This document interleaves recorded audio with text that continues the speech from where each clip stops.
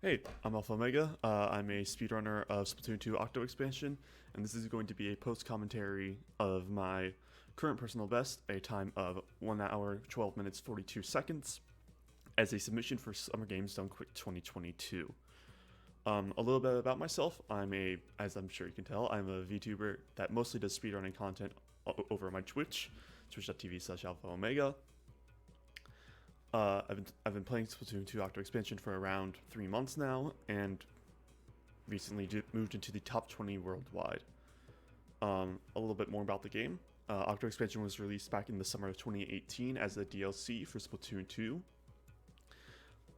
It added a second single-player campaign, which is what we play through, as well as allowing players who have completed Octo expansion to play as Octolings online. So after this short cutscene, we'll get to the character customization, which will mark the very beginning of the run. As if we didn't mark this as the beginning of the run, there would be about 10 minutes of mashing just to get to the beginning of the game, which, not the most fun thing in the world. So here we get to meet the first main character of the story mode, Captain Cuttlefish. You may remember him from Splatoon 1. As the leader of the new Squidbeak Splatoon, which you play through in both hero modes. And we're going to be getting started with the run now. So, first 10 seconds or so is still more mashing. So English, surprisingly, is not the fastest language to play on North American consoles. That would actually go to Spanish. But in the end, it only saves around 3 seconds, so it's not too big of a deal for us. So starting off, we're going to be running towards the subway station here, or actually the abandoned subway car rather, and running towards what appears to be a light out in the distance, but that's actually just going to end up taking us towards the tutorial area.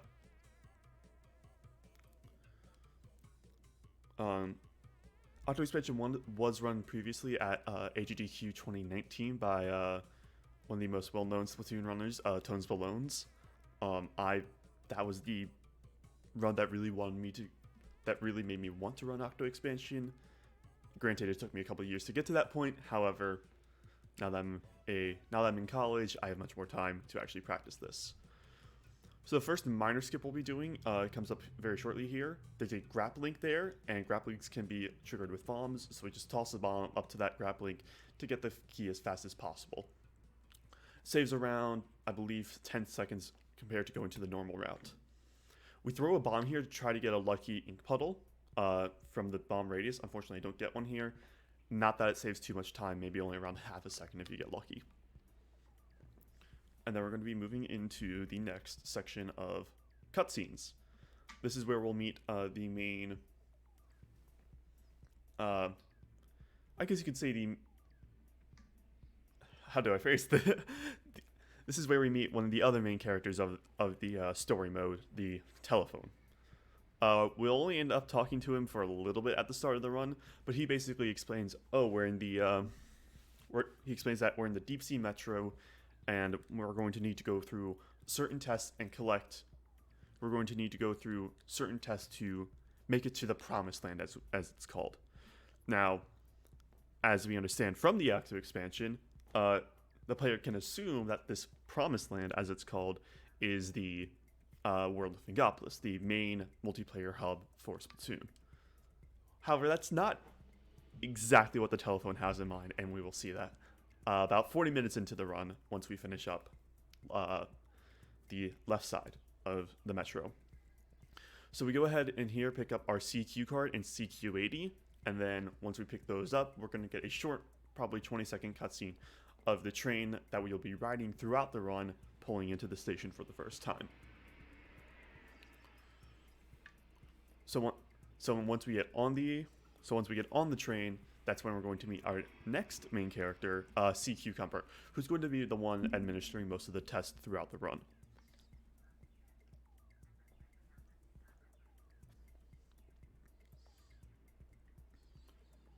To be honest, the first 5 minutes or so, actually no, 4.5 minutes, is mostly mashing aside from that little bit of gameplay you saw right at the very beginning. So this is Sea Cucumber. He is the conductor of the underground of this specific train in the deep sea metro system, and he's going to be the one taking us to most of the tests. You may know him as the insane little creature that demands very much from our Octoling that we play as, such as not letting 8 balls fall off the stage, making sure we don't run out of ink, and most famously, especially in our community, is on JO2 Matchmaster Station, not breaking any boxes that we aren't supposed to. So we're going to be moving into the first actual level of the run here, AO5, Fake Plastic Station. This acts as a second tutorial, showing us the weapon capsule, which doesn't really matter, and then going to the turnstile, which is going to be the entrance to each level, costing you a certain number of CQ points to get in. Thankfully, we don't have to worry about CQ points in this run. As long as you finish everything first try, you're fine. We throw a bomb here to break those boxes early, as that gives us access to this Octoling's spawn location much more easily than if we don't break those boxes. After we kill that first Octoling, we're going to be moving into the second checkpoint, where we'll have 2 Octolings spawn in at identical spots each and every time. The only difference is for the second Octoling, whether or not I get decent RNG, which I normally do about 75% of the time, where they spawn right behind, where they moved right behind that tree, allowing me to kill them quickly. We move into the final checkpoint here, which is going to be, in my opinion, the hardest checkpoint of the level, because we have this dualies enemy that will go into an inkjet, which is one of the specials. I get some bad RNG here in the Octoling deciding to fly into the trees with the inkjet special. However, at the end, it doesn't cost me too much time, and I finish around 5 minutes 30 seconds into the run. Admittedly, I do have one of the strangest timing methods or split times of most of the community. Most people do it on either grabbing the end of the stage or on the fade out. I do it on a random musical cue. So here we get CQ explaining more of the how to go through the levels, and then we go into another matching cutscene, this time meeting Pearl and Marina. You may know them as the 2 main idols of Splatoon 2, those the ones who host the news.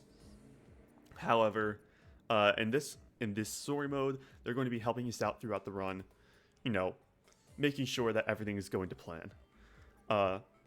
In the actual any percent route, any percent with death abuse, Marina basically hacks into our CQ, hacks into our profile, and allows us to pass tests even when we have it. However, seeing as this is the no death abuse category, we're not allowed to abuse that mechanic of basically dying a certain number of times per level and then just skipping it. We have to play through each and every level, which, there's some levels that I really wish I could skip, but unfortunately I can't.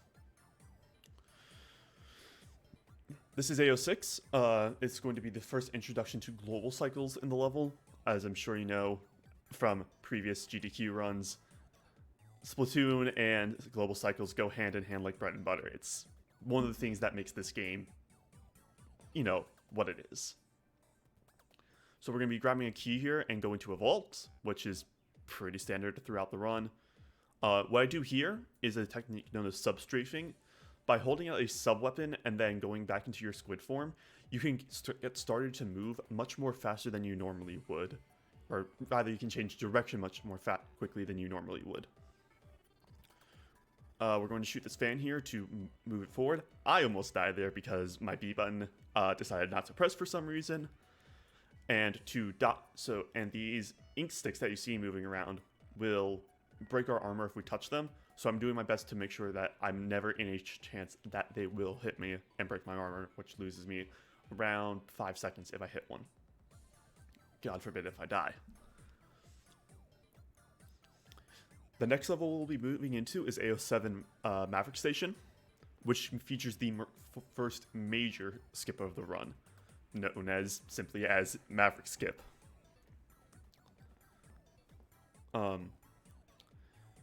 In this trick, we basically skip not only the first checkpoint, but we also go across 2 other checkpoints to skip directly to the final. This involves using a mechanic with the inkjet that causes it to hover a certain distance above the ground. And when you go into squid form, you get a boost from that, and we use that boost to cross certain gaps that would be otherwise impassable, as you can see here. We haven't found a way to make it directly onto the platform, but if we did, I guarantee that would be used quite often. This is one of the first main tricks learned by speedrunners because it is so simple to learn and it has very consistent visual cues. And it saves around, I believe, 15 seconds over taking the normal route optimally. Unfortunately, I had a little bit of a mistake here. We get even more text from Marina this time saying, oh, we had these chat logs that you can go through and read. We don't care about these. These just take up our time. But as a result of me mashing through this, I accidentally go back into Maverick Station once again. This loses around 15 seconds each time it happens. I normally don't do it, but it does happen from time to time. Normally it's a reset, but, you know, as of when I'm recording this, I had just been trying to go through and get runs to the escape sequence as often as I could. So now I go into CO3 correctly this time, which is going to be our first introduction to the 8-ball. Those of you who have played Octo Expansion know just how awful the 8-ball can be, and this level is no different. I've had several runs die on this level. It's not fun. So basically what this level entails is trying to get the 8-ball to the end of the level without having it fall off. 8-balls also stop much more easily on these sponges, which means that once that 8-ball moves up onto the sponge, it basically just stops dead in place, even if it's on an incline. It's very convenient for when we're trying to go quickly because it will just stop.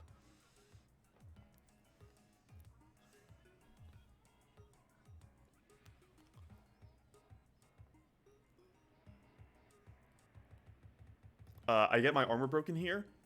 So back in Splatoon 1, there was no armor. There was no armor that would, you know, make you very vulnerable. Rather, everything would just kill you instantly. Not my favorite, because it makes you have to play much more safely. Here is the final checkpoint of CO3. This is personally one of my least favorite parts of the game because it can go very wrong very quickly. This run was by far my best because the 8-ball did not go into any of the side panels, which makes the ball bounce around like crazy. I believe that if I hadn't mismenued, I would have golded this split. However, because of that, I did miss it. And here we're going to be introduced to the final main character of Octo Expansion, Isopadre. He is a former test subject of the Deep Sea Metro, and as such is looking for something called memcakes. Memcakes are basically a collectible you get throughout the game from completing each level, and normally what we would do, if you're in a casual playthrough, is go to Isopadre after you've finished up a series of memcakes, give them to him for a reward that you can use in multiplayer.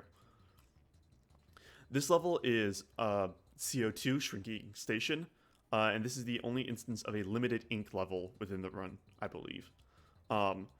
In this level, we have exactly 33 shots to make it to the end of the level. If you go above that, well, you're going to die. There is a faster cycle here than the one I achieve. However, I'm still kind of inconsistent with it, so I normally go with the slower method just to play it safe normally. As you can see, I finished the level with plenty of ink still left, so at the end of the day, it's not too hard of a level. The main thing I have to worry about is falling off.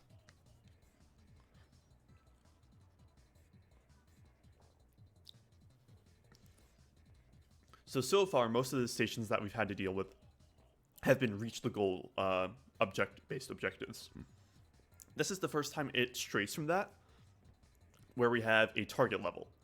So these targets are on a global timer, meaning that if I happen to miss menu there, everything goes to crap. I'm off cycle. It's painful. So here you are on what is known as I don't believe it's I believe it's called a grind rail. I don't remember exactly off the top of my head. And you have 1 minute to break all 20 of these targets. We use the jet squelcher here, which is the weapon you see me currently firing, because not only is it extremely long range, it is also extremely accurate. Meaning that at higher levels, that level can be completed by about, I believe, 35 seconds left on the timer, normally a bit more. The next level we'll be moving into is Target Buster Station, which is, again, another one of these break the targets in a certain number of time level.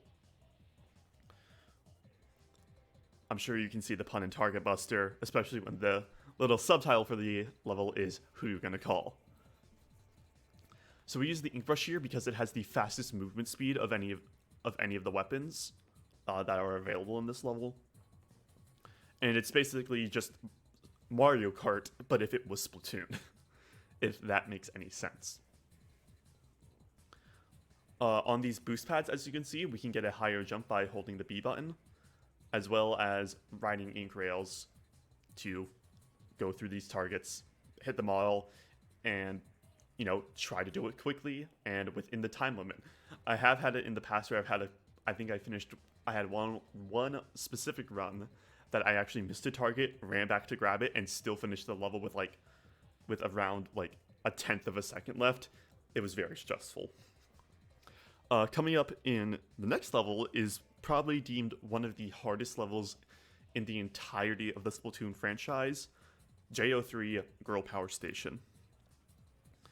Now, this level is infamous for its difficulty, but at this level of speedrunning, it actually becomes one of the most consistent levels in the entire run. This level revolves around you trying to protect an orb for 90 seconds against 14 different Octolinks, 7 at a time, with the second wave spawning at 45 seconds in, or about halfway through. What's interesting about this first wave of Octolinks is that since they're already in front of you, you can actually get them to spawn whenever you want by shooting them to get them to super jump to where they are supposed to. So we use that to force them to spawn earlier than normal, which allows us to kill them earlier than we normally would.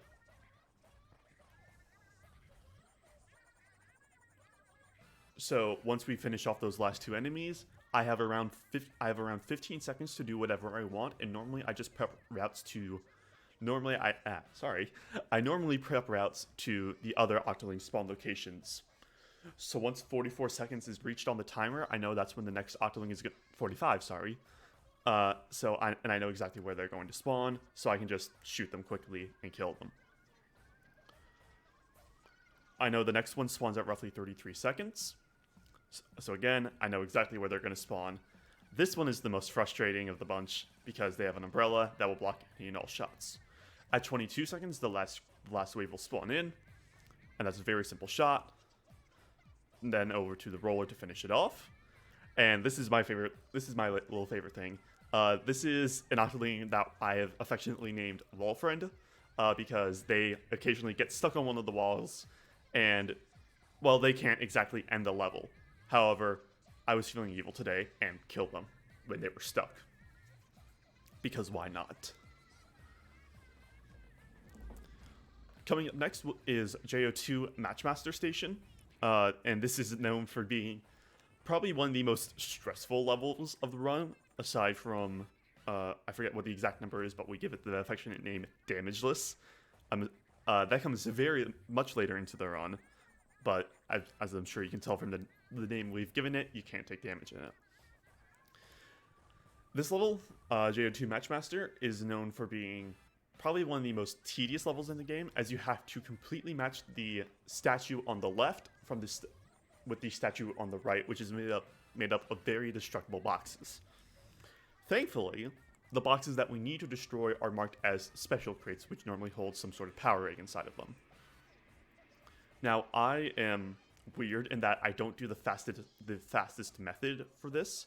I know we have a beginner blaster route, which I still use. I need to still learn the faster route. This level also requires focus for around 2 minutes straight, so it's by no means the easiest part of the run, and you will often see me very much hyper focused on this specific level. If I make one wrong shot, that can result in over 2 minutes of time loss, which is basically a run killer.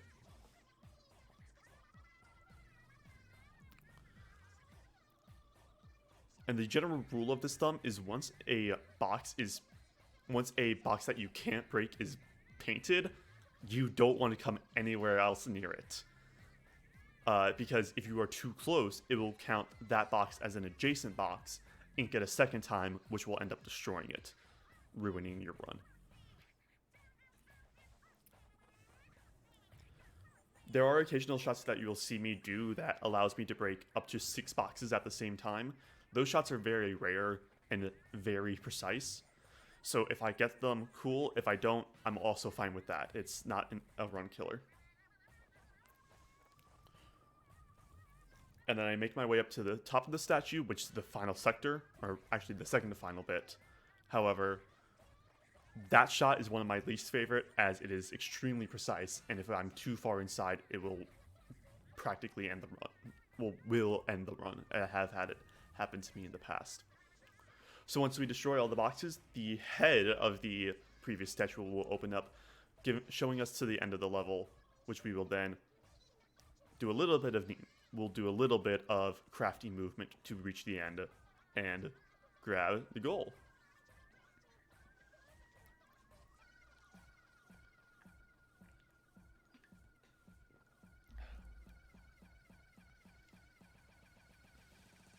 After this, we have J01 H07, Co2 Station.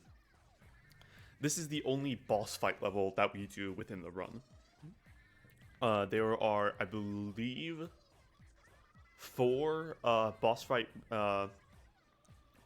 redos in Octo expansion, each coming from the main single player hero mode.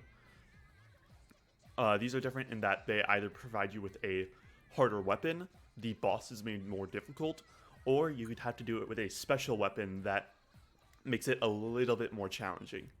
In my opinion, this is probably the second easiest one in Octo expansion.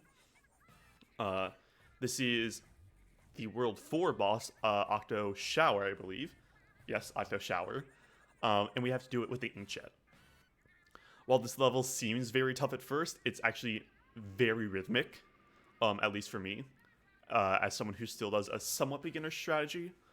There are faster ways to make it through phases 2 and 3. However, again, I still need to learn those, but I'm top 20 right now. I can't make too many complaints about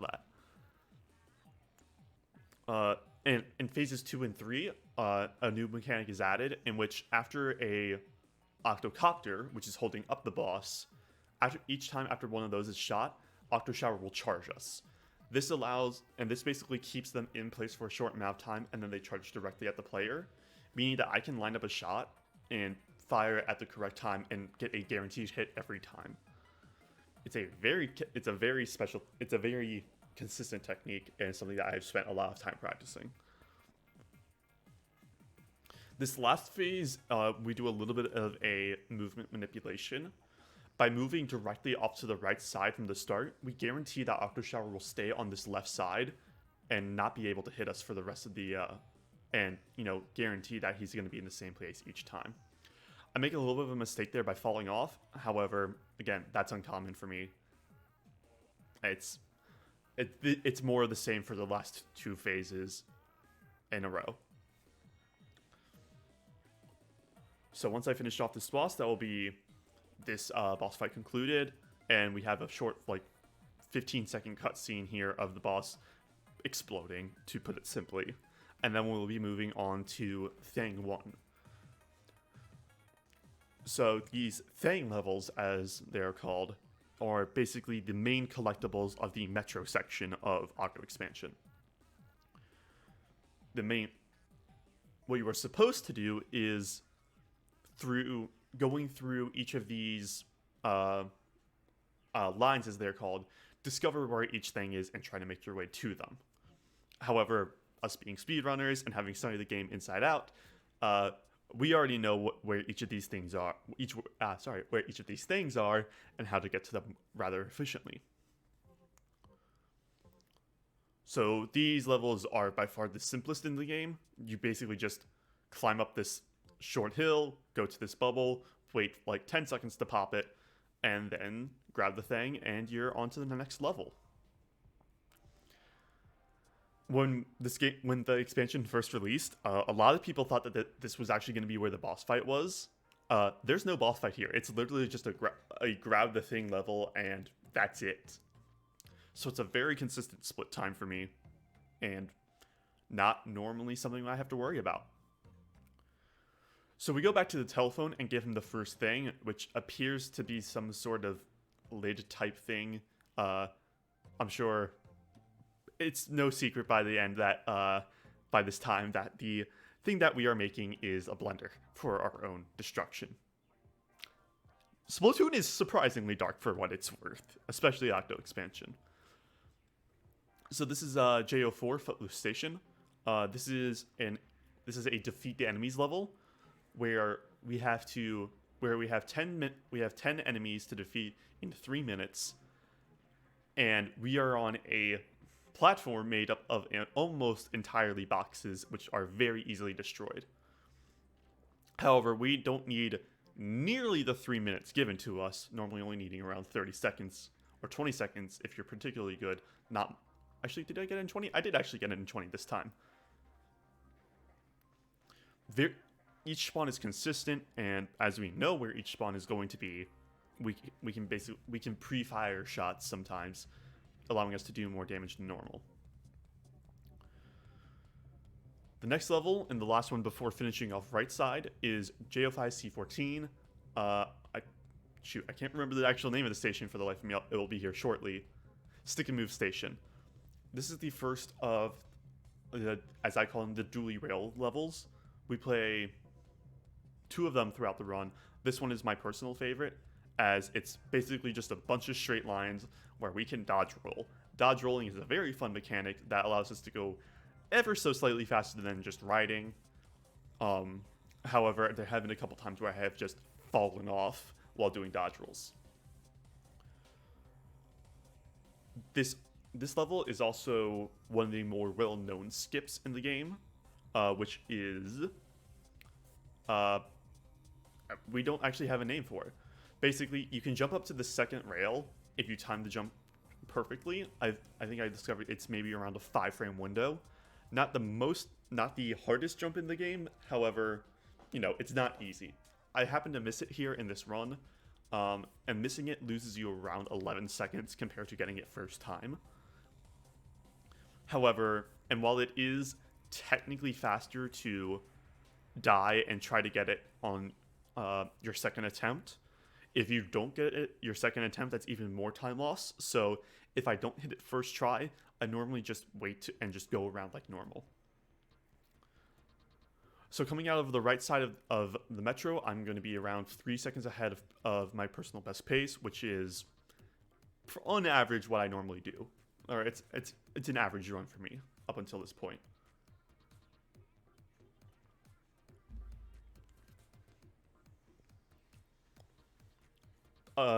For what it's worth, this is generally seen as one of the more skilled runs within the Splatoon franchise, up there with Splatoon 1 80%, as there's not exactly a whole lot of exploration that you have to do like in Splatoon 2 Hero Mode.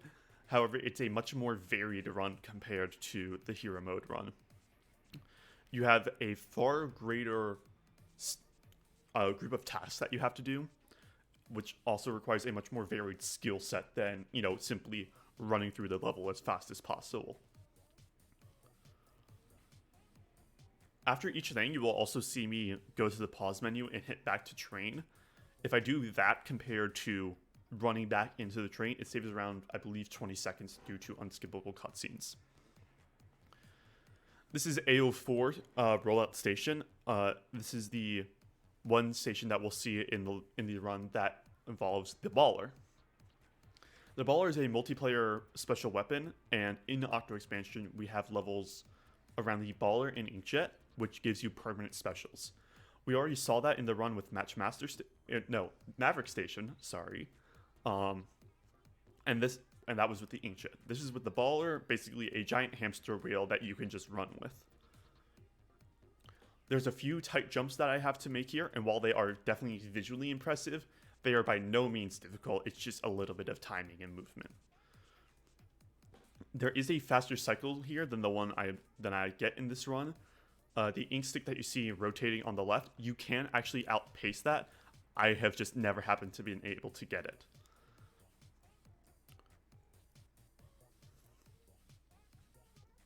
Coming up next is BO1A03 station, which is the second of 2 8-ball levels that we have to do in the run. The previous person to have run Octo expansion at a GDQ event, Tones Ballones, he did Octo expansion in a slightly different path, where he would do he would get the 8-ball levels out of the way first, and then go on with the rest of the game. Personally, I don't like Matchmaster and the Shower Boss in a row, so I just go through those and try to get those done as quickly as possible. This is another level that involves global cycles. So what I'm trying to do is get through the majority of this level as quickly as I can, because once I get to the last checkpoint, there's a skip that we do called Seesaw Skip, where you skip basically the entirety of the last checkpoint, which ends up saving around 25 seconds. I miss getting onto the fan-based elevator here, which, again, a bit embarrassing, but it does happen from time to time. So as you can see off to the right side, there is a final seesaw that we would have to navigate. And normally the game wants us to get the 8-ball into the left side, where there's an 8-ball switch, which will pause the ball while we go through a final section. However, with correct timing and correct placement, we can push the 8-ball up onto the seesaw ourselves and just guide it to the goal like normal.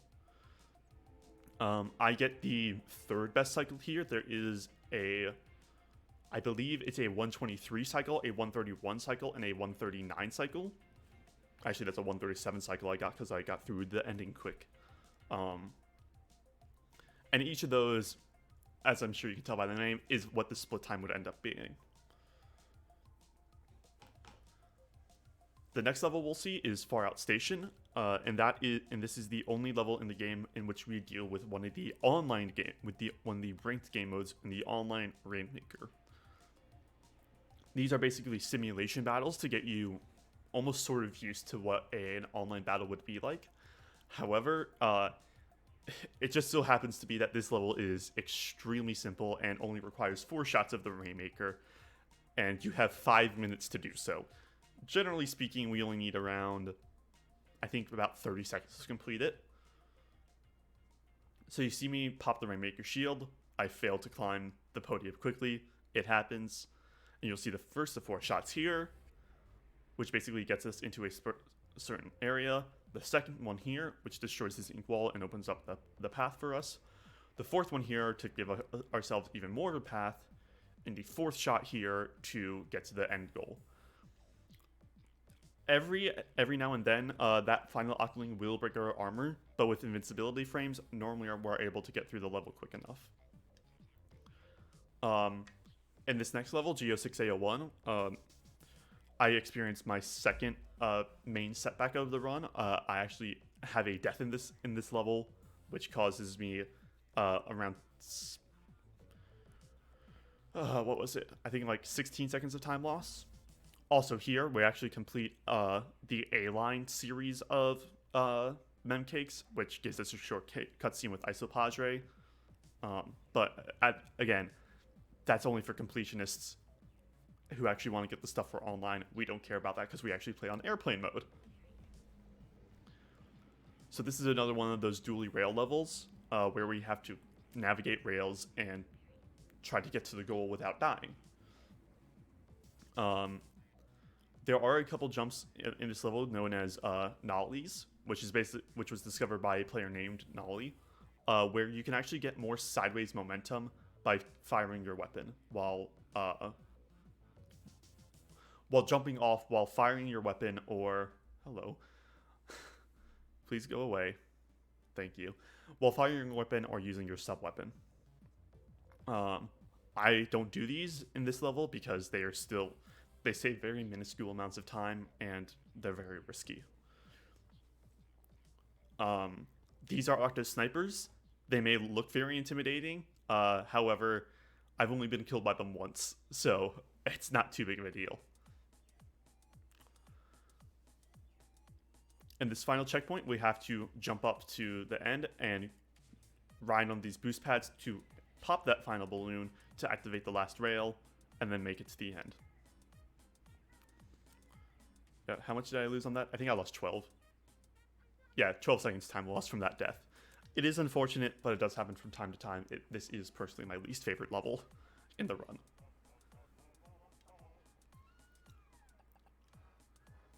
Coming up next is Geo5 Station, Bustalicious Station. This level is extremely stressful because it's very precise, and when you miss menu like I did there, that can make your timing even more off because, again, this is a level based on global cycles, and those global cycles begin from when you load into the level, not when you actually start the level. And 9 times out of 10, if we have the Jet Squelcher as a weapon option, which we do in this case, it's going to be the best weapon because not only is it rapid fire, it has long range and is extremely accurate. Perfect for these targets.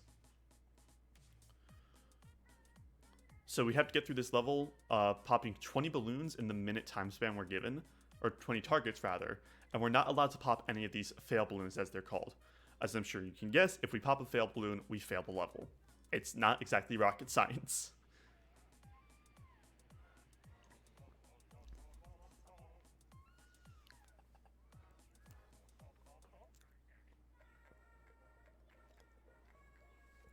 Coming up next is Ink and Slide Station. This actually has 2 techniques in it. I only do 1 in this run. I have been learning the second technique, but it's still slightly inconsistent for me, so you're not going to see it in this run. So this level is based on these items called, or these stage elements called ink furlers. Basically, if you shoot ink at them, they will unfurl and basically give you a path to go along. With these, we can actually do a strat known as furler boost, where you can actually ride the inside of one of them, or basically ride them as they're extending and get a boost. However, that checkpoint you just saw me finish is where we do that. It does save, I believe, around 2 or 3 seconds. However, it's, again, I'm not great with it. Here is the only instance of an actual nollie in my personal run. Normally what you're supposed to do is ride this rail to the end, but with a well-timed jump, along with the extra movement, we're able to skip towards the end. This is basically an ending parkour section with these furlers, so you basically are on a time limit as furlers will curl back up if you don't shoot them enough.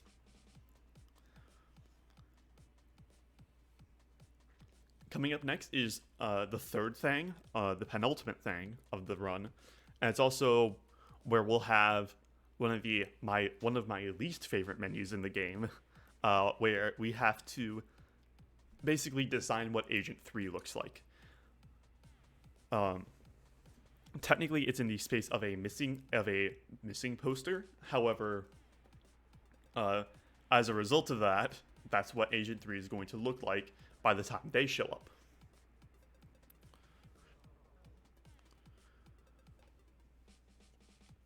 Like normal, it's a thing level. We walk up, we pop the balloon, we grab the thing. This is the base of a blender. It should be pretty obvious what.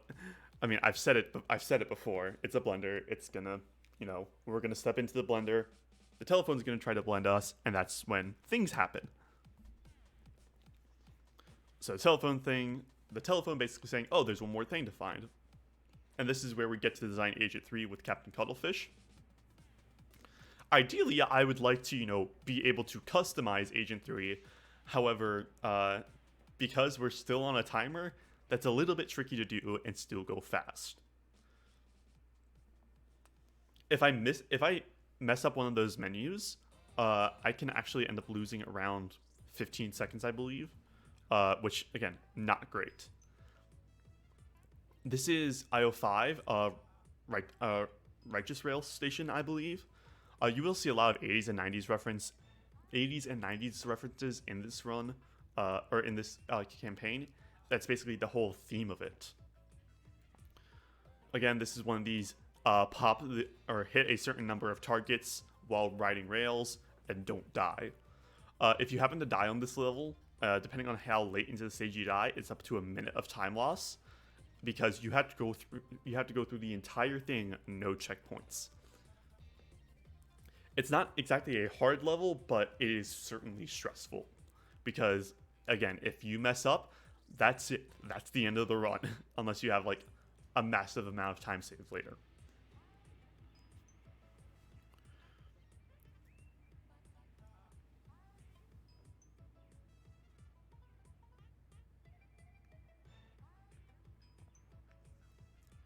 So normally the game wants you to jump over those ink rings, I guess. I don't know what to call them. But if you time it correctly, you can just ride straight through them and not have to worry about dying. And then we have our final 4 targets here. I actually missed the last one slightly because I was trying to predict where it was going to be, losing me a little bit of time. But again, it's not exactly it's an auto scroller. It's not going to have that much time save aside from, menuing into it. And up next is IO4. Can't touch this station. This is it can't touch this? Yeah, can't touch this station. This is the level I call Damageless. A majority of the community calls it Damageless because you have to make it to the end without getting a tick of damage at all. Or at least that's what the game says the goal is. If I am correct in believing this, it only tries to detect when you've reached a certain level of damage. And that level of damage is reached when you get hit by an enemy, or if you stay in enemy ink for over half a second.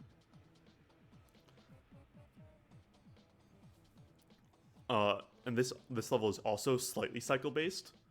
The main cycle that we are looking for is in the 3rd checkpoint, I believe. And as you can see, we kind of go through this surprisingly willy-nilly, or rather quickly, because most top runners know what's going to happen, and we normally know how to predict around it. You can see me substrafe there once again. This is one of the more common levels where we have to do it. Oftentimes, it is faster to do 2 tap shots with a Squiffer, which is the weapon in question, which is a type of charger that has a super fast charge time compared to other chargers. However, the damage is high enough that we can just do 2 quick tap shots to kill an enemy, which is actually faster than doing a full charge. However, a full charge is much more consistent, so it's a mix of having to do both. Here, you're technically supposed to go back and forth between these little hidey holes. However, if we angle a curling bomb at a correct angle, the sniper, which you see I just killed, actually can't hit us. So here I'm going through the main area, yes, that. You can actually touch enemy ink for a little bit and not have to worry about getting without getting killed by CQ. As you saw, you have, I think I said before, it's around a half a second of leeway. Here I have to not only worry about these 5 enemies in front of me, but there's also an enemy off to my side. Sometimes I kill it, sometimes I don't. There, it almost cost me this level. However, I was thankfully able to dodge it and finish this in with a gold split, believe it or not.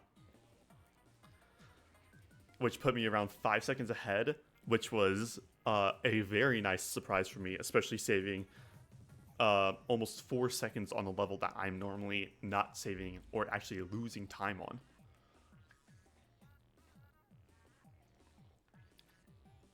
And at this point, everything else in the metro section of the run is an auto-scroller. So I already know that I'm going to be around 5 seconds ahead coming out of metro. This is No Whammy Station. It's the second defended orb station that we see in the run.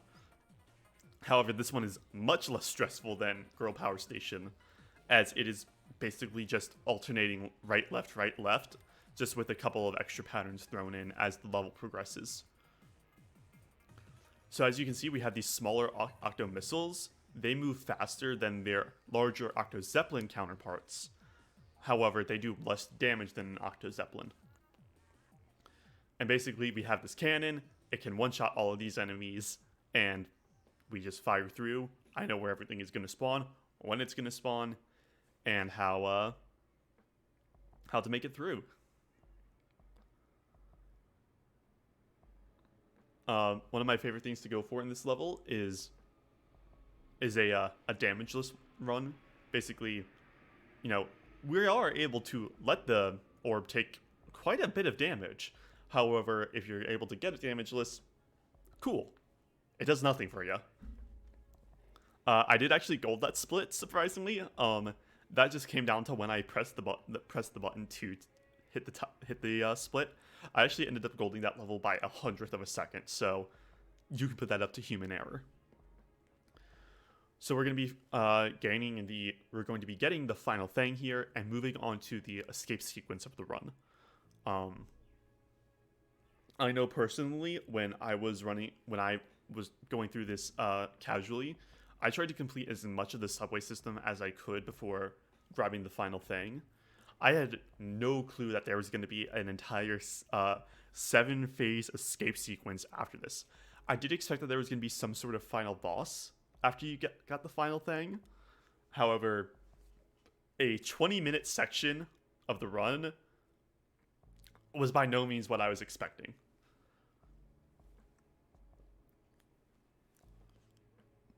And if you're also wondering why my splits are named so weird, you know, with my escape sequence being titled Hawamuki Dashite, I'm a big fan of Vocaloid, so I personally named my splits after the song King. Again, just completely random, but we have a cutscene here that takes up about, I want to say 2 minutes, so normally it's just filler time and time to prep for the last 7 segments of the run that truly matter. So this is where all 4 things are assembled into a blender. Again, you know, pretty on the nose of what the telephone wants us to do. And this is when you can realize, wait, this telephone, nah, he doesn't want to help us. He wants to kill us. So we have Captain Cuttlefish and Agent 8, our own player character, currently in this blender, about to get smoothied with rapidly spinning blades that could definitely do a lot of damage to anything that gets stuck in it. However, just in the nick of time, Agent 3 shows up, the very character that we designed not 5 minutes ago, and saves the day, knocking the telephone off the blender and saving us from almost imminent death. I often joke around that I would love it if there was like a 1 in a million chance that Agent 3 just completely misses the telephone and you actually die. However, you know, this is Nintendo we're talking about. They're still gonna make sure that their main character is alive at the end of the day.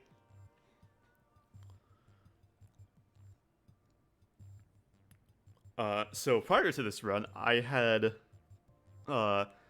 previously gotten 3 different runs on personal best pace into the escape sequence, oftentimes up to like a minute ahead or like 30 seconds ahead of personal best pace. However, none of them had actually reached the point of being able to get a personal best because of a various mistakes here or there that ended up costing me the run. So up first, we have escape sequence number 1. This is very this entire escape sequence has a lot of references to the Metal Gear franchise, especially if you do happen to die. And this entire first phase sequence is supposed to be based around stealth. However, the thing is that these enemies have awful aim half of the time. And I very much liken them to Stormtrooper aim, because especially in this first sequence here, you will see they can't hit me. So technically, you're supposed to take this sequence very slow. You can just swim right through, and they can't really damage you. These guys are a little bit stressful because they can get you to kind of low health, but again, they're never going to actually break your health, or they're never going to break your armor.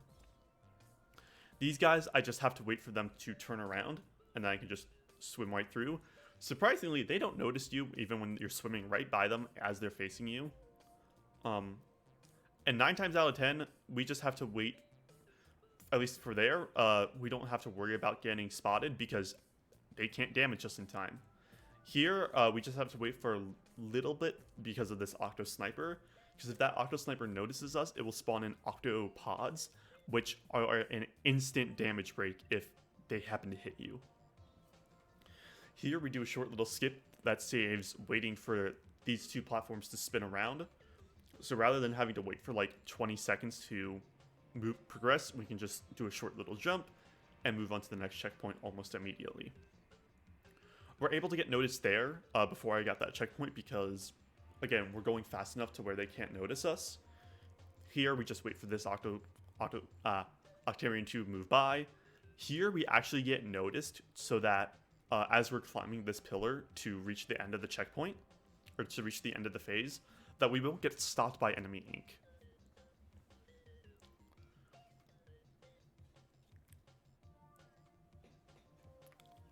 This is Escape 2, and this is where probably the most famous trick of Octo expansion is. Octo Shot Skip is located. However, increasingly, high level runners have not been doing Octo Shot Skip. World Record does still do it. World Record currently is a 1:07:16 by Japanese player Hashed Rice, which was set only about a month or two ago, after having been record for well over a year, I think maybe 2. The thing with Octoshot Skip is that it's completely random on whether or not you get it first try or 50th try. Within the past couple of days, Hashed Rice was doing all missions runs, which is another category that involves going through escape sequence. However, what ended up happening was he lost a run completely due to Octoshot Skip after spending 5 minutes to try to complete it. It's completely random, and you know, I'm not too fond of that. However, and that's why I personally don't do it unless like the run's already dead or, you know, some other circumstance. Normally we use a bomb here to get this gusher to go. However, in the stress of the moment of realizing I'm on personal best pace, I actually happened to miss it for the first time in ages, which loses me around, I believe, 5 seconds or so. So this part hasn't actually been seen in a GDQ run before. This is the right side of Escape Sequence 2. Basically, we have 5 bombs we need to throw to move certain platforms into certain locations to allow us to go fast. You're actually able to get this bomb off before this short cutscene, which allows the platform to move while you're going through the cutscene, meaning that we can actually get to the end slightly faster than we normally would. This is the Octoshot that we get, that we actually skip in Octoshot Skip, believe it or not, and this makes this ending segment a little bit easier than normal, or a little bit easier, because obviously you're supposed to have this weapon. It's how the game was designed. I don't automatically rapid fire, or I don't hold the trigger there, because if I do hold the trigger there on that specific box, the Octo Stomper, I believe it's called, can notice you and will lose you around 3 seconds by trying to climb that wall while he's in position over you, which will end up blocking your path. Coming up next is Escape 3. This is personally my least favorite phase of the escape sequence, because actually no, it's my second least favorite, because it's completely global cycle based and you have to play it. There's two cycles that are considered ideal. There's the 159 cycle, which, as I'm sure you can guess, is makes the split 1 minute 59 seconds long. I personally do not go for it, as the movement needs to be so precise that often I've actually never hit it in my 3 months of running and doing various different escape RTA runs, which is basically a practice category for the escape sequence. The cycle that you're going to see me hit here is the 210 cycle, which is the one I personally go for 90% of the time. It's not quite as precise as the 159 cycle, however, it is still extremely precise. If you die at all, or if you make a slip, if you have a slip up, you're not going to make it. And not making it, if you happen to die, that's not only one death, that's 2 deaths, because this final phase, or this final checkpoint, is entirely cycle based. If you happen to be off cycle, you have to purposely jump off to actually get on a good cycle. And while this category is called no death abuse, that is in reference to the automatic level skip feature that is within the game, and that even extends to the escape sequence. So for all but one of the escape sequences, it is actually faster to die 5 times and actually skip the phase than actually go through like normal.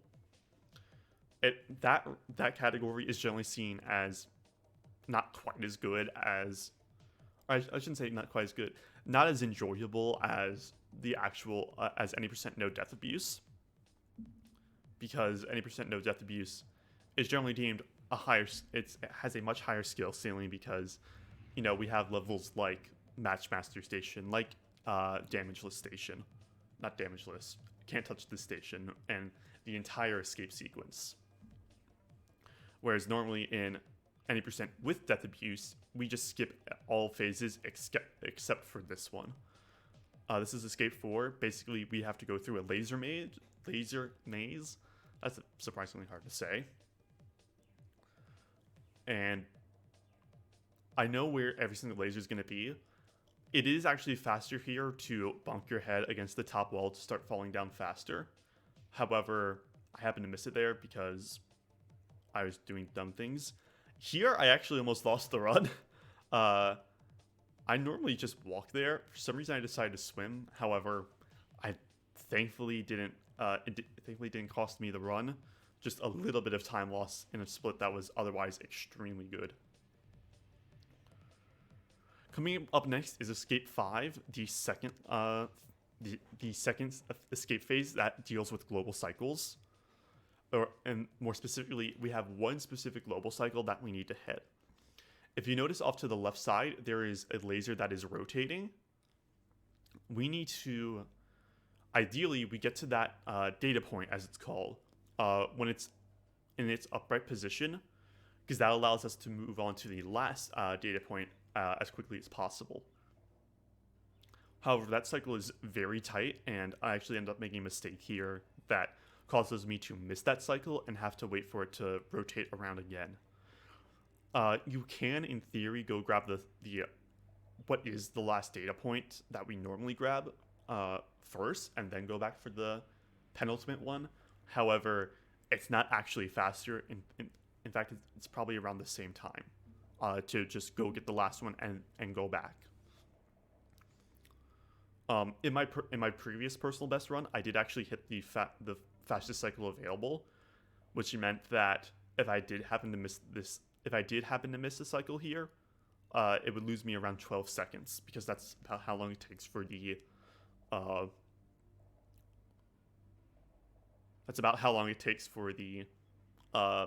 data point to go one full cycle.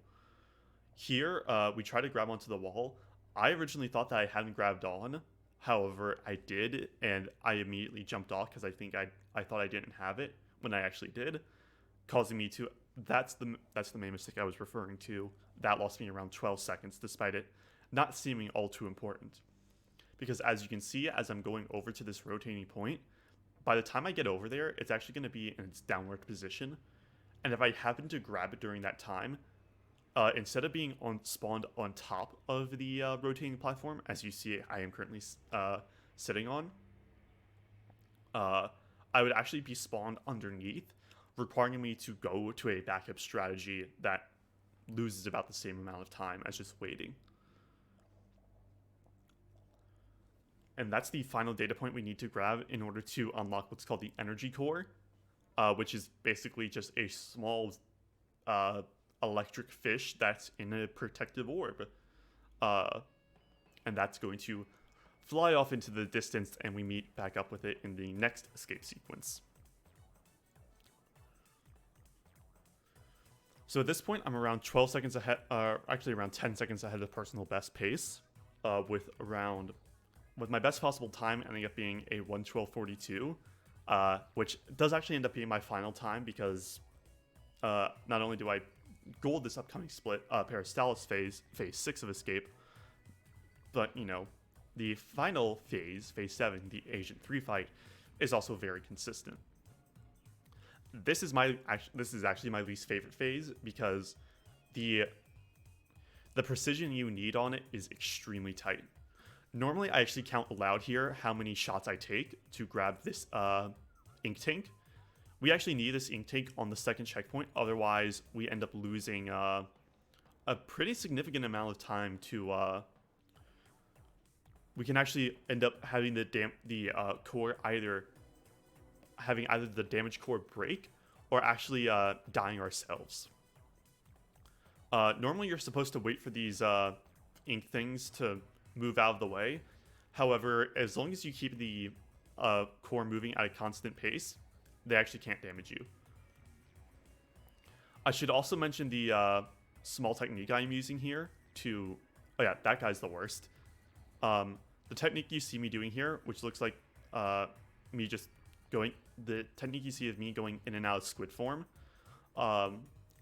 Each time you shoot the energy core, it moves a certain distance. And in that time, we're actually able to go back into squid form and recover a little bit of time.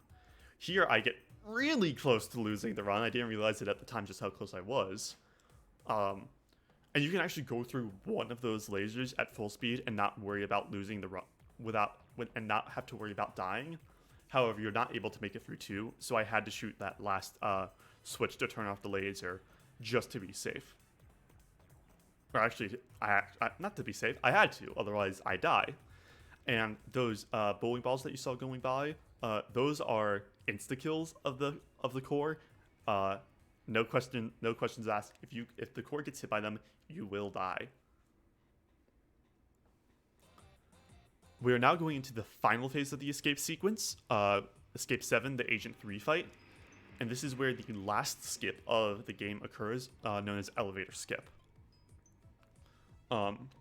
So we end up going through a very long automatic elevator, which we will see us get onto in about 20 seconds or so after this short cutscene. And normally, as you're riding the elevator then stops and a few text boxes play. However, once we reach a certain point on the elevator's ascent, if we die, then we're able to skip directly to the next cutscene. Of course, you know, the game devs don't intend you to die. However, using this box and a well-timed jump, we are actually able to... I use a visual indicator on the left side of the screen to time my jump off. And once we're off, as long as we timed it correctly, it saves around 8 seconds over just waiting normally. And it takes us directly to the cutscene where we see Agent 3. Except Agent 3 has been corrupted by the ink from some strange creature that looks very similar to all of those Octarians that we saw throughout the rest of the run. So as Agent 3 falls down here, I line up a splat bomb. Unfortunately, it doesn't go through, resulting in me having to fight Agent 3 like normal. However, as long as we get up in their face, they really can't do enough to stop us. Phase 2 of the fight here is a baller phase. where we can just shoot the baller. We try to get them into a corner, however they didn't cooperate this time. So, and you can actually destroy the baller by shooting it enough before its timer runs out. So, and that's what we're able to get Agent 3 out of the baller before it explodes. Phase 3 is a very quick phase. They try to use a stingray on us from their platform, but we can just climb that small platform to throw a bomb onto them and shoot them. Phase 4 is basically identical to Phase 3, Phase 1, except they can do a splashdown rush. That's a very fast fight to explain. And once you saw the little dialogue that said Agent 3 defeated, that's basically the end of timing, except it's not the end of timing. Once that text box shows up, it is exactly 9 minutes 9 seconds until the end of the run, because not only is there a 6-minute cutscene coming up, but the final boss is exactly 3 minutes long, because that's how long the timer is. And even when we finish the timer, or once we finish the timer, once we complete the last objective, we just have to wait for the timer to run out until the end of the run. So I know, just from this point, by looking at my time, I know this is either going to be a 1:12:42 or a 1:12:43. Add 9 minutes 9 seconds. I believe it's actually like 9. I think it's like 9 minutes 8.7 seconds or something along that line. But it's actually faster to just add 9 minutes 9, because that's a much easier number to deal with. And while my timer is running with hundredths of a second, we only time with seconds, seconds, minutes, hours on the leaderboards.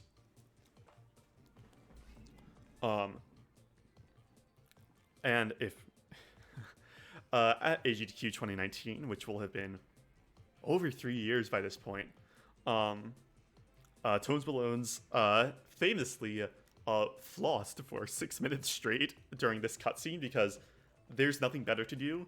At this point, I normally just talk to chat, go back through my splits, see what I could have done better throughout the run, where I lost time, though I probably know that for the most part. And while this is important to the story, so for what it's worth, as you can see here, there's a giant statue rising out of the water. This is the telephone from earlier, except he's gone full AI and wants to destroy the planet, to put it simply.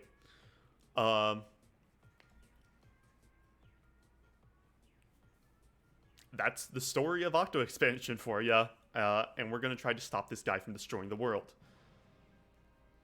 That is really good timing on the music. I mean, it's not the right boss music, however.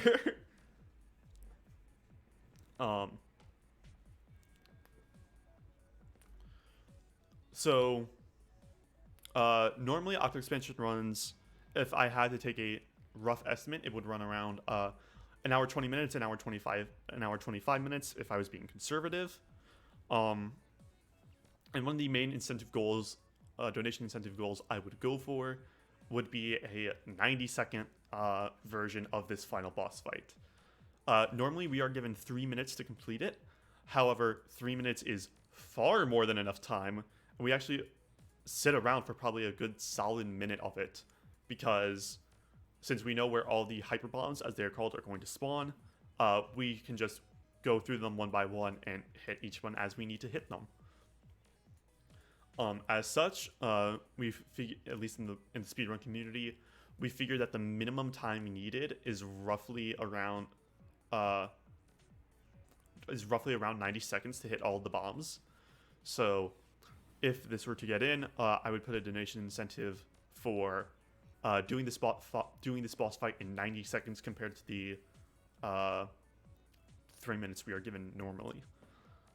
There is the inner Agent 3 boss fight. However, I would definitely need to practice that to in order to show it off properly, and there's no guarantee that I would be able to do it first try, like was done before me. For what it is worth,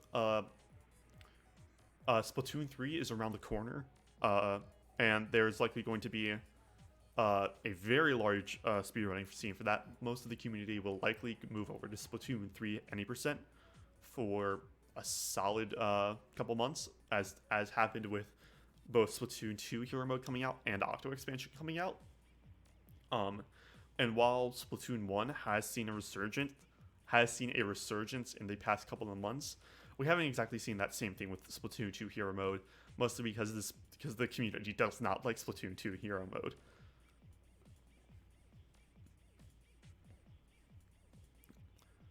And as I mentioned, I'm just trying. This is a 6-minute cutscene. I don't know what else to talk about, admittedly. So final mode is Turf War, defending Goblins from Ultimate Doom. The reason my screen goes dark there for a few seconds is because I had just set my controller down, and because the Switch screen goes dark after 5 minutes, if I just have my controller set down, it will automatically go into a screen saving mode. Not that it actually affects the run, however, it's just something a little bit funny. So I will actually go through and describe how we go through this entire final boss, or at least how I go through the final boss. So the first 5 hyper bombs that spawn will go onto its chest, and those are the first 5 we see. They're all in a very linear pattern that we just swim along and hit each one. The next 5 that will spawn will be on its neck, and as you, because they spawn in, since they spawn after 30 seconds, I just have a little bit of time to mess around and just spin around if I want. Take the first bomb, take the second bomb, get the third bomb. These are in a circular pattern, so there's not much reason. So, and at the end of the day, it's just which way do you prefer to go, clockwise or counterclockwise. I happen to choose counterclockwise. The third set of bombs is going to be on its back, and again, I know where all these spawns, and while the first one is right below where I am standing, and I will shoot it promptly once I see it. The other 4 are on this rail, and it's a simple pattern of down, up, up, down, and that's it for that phase. We get it done in less than 10 seconds. So we normally have around 15 seconds to prep for the last phase, or to prep for the 4th phase. And this particular time, I drew a smiley face. Because when you have 15 seconds to kill in a game where you paint the ground, why not make a smiley face and then promptly destroy it? These last 4 bombs are an alternating pattern of up, down, up, or down, up, down, up. And then my personal strategy for the final phase, which is 10 bombs around the statue's head, is to go to this ink rail that you saw earlier on, that you saw earlier, and then just ride them around until ride the ink rails, hit all 10 before time runs out, and that will have been Splatoon 2 Octo expansion 90% no death abuse. I will leave you with my reaction to getting a personal best. Fair warning, I do actually peek the mic because it had been 3 weeks since I got my personal best, and to say that I was excited will have been an understatement. With all the bombs exploded, I don't have to worry about doing anything else, so normally what I'll do is go down to the final platform and look at the sunset. I've been Alpha Omega. Thank you so much for your time, and I hope to be on the stage in Minnesota this year. Thank you.